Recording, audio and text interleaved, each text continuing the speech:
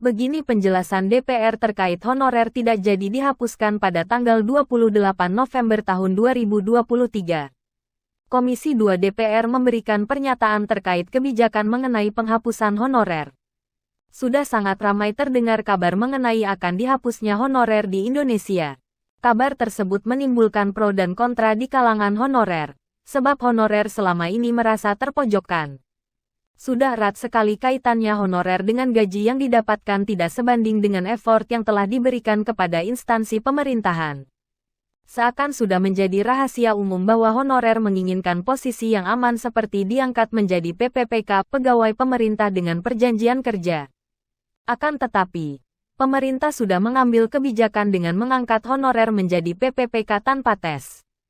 Namun, tidak semua honorer dapat diangkat menjadi PPPK tanpa tes menimbang masa mengabdi serta SK yang dikeluarkan. Komisi 2 DPR angkat bicara mengenai kabar akan dihapusnya tenaga honorer pada tanggal 28 November tahun 2023 mendatang. Junimat Girsang selaku Wakil Ketua Komisi 2 DPR menyatakan bahwa honorer akan diangkat PPPK paling lambat tanggal 28 November tahun 2023 tanpa pengecualian.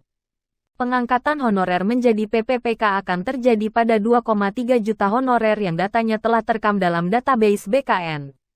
2,3 juta honorer tersebut meliputi tenaga honorer para pendidik, tenaga kesehatan, penyuluh, tenaga administrasi, tenaga kebersihan, Satuan Polisi Pamong Praja atau Satpol PP, serta tenaga honorer lainnya.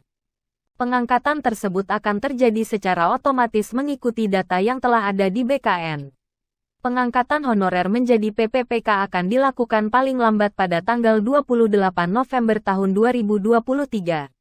Setelah pengangkatan honorer menjadi PPPK terjadi, maka honorer akan tenang sebab akan terhindar terjadinya PHK, pemberhentian hak kerja, massal. Selain itu, Pemda pemerintah daerah tidak akan lagi bisa mengangkat honorer menjadi PPPK tanpa adanya izin dari BKN.